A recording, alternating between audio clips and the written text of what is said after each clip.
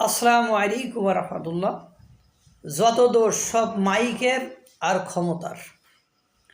Mic যখন কারোর হাতে চলে যায় তখন মানুষ হেদায়েত জ্ঞান শূন্য হয়ে যায়, তখন মানুষ বশ হয়ে যায়, তখন মানুষ কারে যে কী বলছে, কেন বলছে, কী জন্য বলছে, এই জ্ঞান মনে হয় থাকে না। বাংলাদেশের একজন বলে দিলেন, বাংলাদেশে শুধু বাংলাদেশপন্থীরা থাকবে, অন্যরা থাকবে না। তো অন্যরা বাংলাদেশপন্থী নয়, তাহলে ওরা কেউ কোনপন্থী? ওরা কি আমেরিকানপন্থী? ওরা কি পাকিস্তানপন্থী? ওরা কি চীনপন্থী? ওরা কি ভারতপন্থী? এরকম কোনো কথা কি কেউ বলতে পারবেন? পারবেন না। এরবারে সিইসি তার দায়িত্ব কি নির্বাচন বিষয়টা ভালো করে দেখা। তো তিনি আবার মানে ওই হাত হাত ঘুরায় কান ধরার মতন অবস্থা, যে মানে একজনকে বলে দিচ্ছে যে ভাই, তোমরা আওয়ামী লীগকে ক্ষমতায় আসতে দেওয়া না, বা ক্ষমতায় তো আসতে পারবে না, ওদেরকে নির্বাচনে আসতে দিবা না, তাহলে কি করতে হবে? তফসিল ঘোষণার আগেই মানে সিস্টেম করে হোক আর যেভাবে হোক তোমাদেরকে কি করতে হবে, তাদের নিবন্ধনটা বাতিল করতে হবে। মানে উনি পরোক্ষভাবে, কারণ কি, ওনাকে প্রশ্ন করছে, ভাই নির্বাচনের তফসিল ঘোষণার আগ পর্যন্ত বা নির্বাচন তফসিল ঘোষণার সময় যাদের নিবন্ধন থাকবে তারাই শুধু রাজনৈতিক মানে নির্বাচনে অংশগ্রহণ করতে পারবে। তার মানে কি, তখন বলা যাবে যে আওয়ামী লীগের যদি আপনার নিবন্ধন থাকে তাহলে অংশগ্রহণ করতে পারবে, না থাকলে নয়।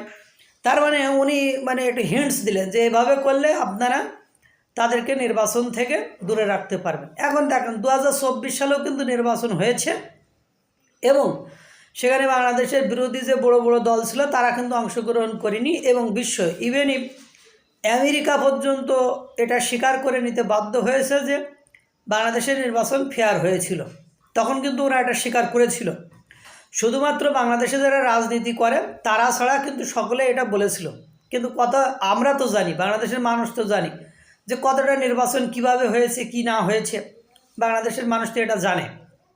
এখন প্রশ্ন হলো, যখন বাংলাদেশের আওয়ামী লীগ যখন খুব খারাপ সময় যায় তখনও 2.5 কোটি ভোট পায়, আর ভালো সময় তো প্রশ্নই ওঠে না। তো এখন ঘটনা হলো, আপনি যখন এই আওয়ামী লীগকে নির্বাচনে অর্থাৎ 30 থেকে 35% যারা ভোট পায় তাদেরকে যদি আপনারা নির্বাচনে না আসতে দেন, তাদেরকে যদি নির্বাচনে নিবন্ধন বাতিল করে দেন, তাহলে আপনাদের মনে হবে বা আপনারা দেখাতে পারবেন যে আপনারা বিশ্বে ফ্রি ফেয়ার একটা নির্বাচন করেছেন। কিন্তু কথা হলো, আওয়ামী লীগও তো 2024 সালের নির্বাচনেও কিন্তু আমেরিকা যুক্তরাজ্য সহ বিশ্বের যে পশ্চিমা যে দেশগুলো আছে, নাম করা যে রাষ্ট্রগুলো আছে, তারা কিন্তু যে কোনো পলিসিতে এটা স্বীকার করতে বাধ্য হয়েছে বাংলাদেশে ফ্রি অ্যান্ড ফেয়ার নির্বাচন হয়েছে, সেখানে কোনো কারচুপি হয়নি, সেখানে কোনো ঝুটঝামেলা হয়নি।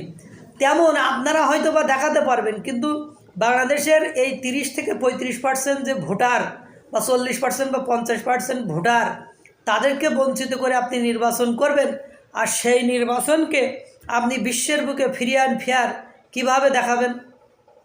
এটা কি কখনোই সম্ভব? এবং আপনারা তাদের নিবন্ধন বাতিল করবেন, এবং তফসিল ঘোষণার আগেও আপনি সিইসি, তা আপনার কথাবার্তা শুনেই তো মনে হয় যে আপনি বায়াসড, আপনি পক্ষপাত দুষ্ট, আপনি আসলে নিরপেক্ষভাবে দায়িত্ব পালন করছেন না।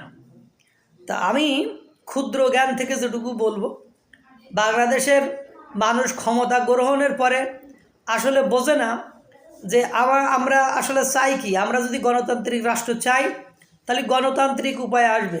যারা অন্যায় করেছে, তারা যদি অন্যায় করে থাকে তাদেরকে আপনি বিচার করেন, কিন্তু যারা অন্যায় করেনি তাদেরকে দলের নিবন্ধন বাতিল করে নিষিদ্ধ করে দিয়ে তাদেরকে আপনি কি বোঝাতে চাইছেন?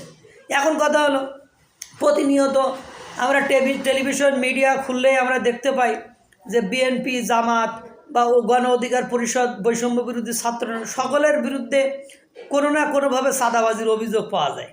তো এখন কথা হলো, বিএনপির একটা লোক বা জামাতের একটা লোক বা গণ অধিকার পরিষদ বা এবি পার্টির বা চরমোনাই এর একজন বা একাধিক বা 100 লোকের মধ্যে যদি 20 জন লোক অন্যায় করে থাকে, 20 জন লোক চাঁদাবাজি করে থাকে, 20 জন লোক যদি মামলা বাণিজ্য করে থাকে, 20 জন লোক যদি দুর্নীতি করে থাকে, তার মানে কি এই সংগঠনটাকে বন্ধ করে দিতে হবে? বৈষম্য বিরোধীরা তো কত কিছু করলো, তার মানে এরা যে শুরুর আগেই এদের মারামারি কাটাকাটি চাঁদাবাজির অভিযোগ মানে দুর্নীতির অভিযোগ পাইলেন, তাহলে এদেরকে আপনারা কিভাবে নিবন্ধন দিবেন বলেন? এটা কি কখনো পারবেন? এটা সম্ভব? তাই ভাই একটা কথা বলি, আওয়ামী লীগকে নিবন্ধন বাতিল না করে, নিষিদ্ধ না করে কিভাবে সকলের অংশগ্রহণের মাধ্যমে একটা ফ্রি অ্যান্ড ফেয়ার নির্বাচন দিতে পারেন, বাংলাদেশের জনগণ না চাইলে তারা আউট হয়ে যাবে, কোনো সমস্যা নেই।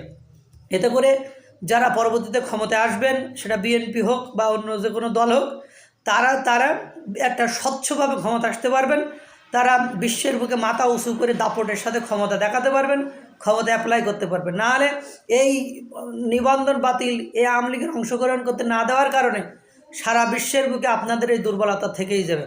আল্লাহ তাআলা সকলকে ভালো রাখুক, সুস্থ রাখুক। আসসালামু আলাইকুম ওয়া রাহমাতুল্লাহ।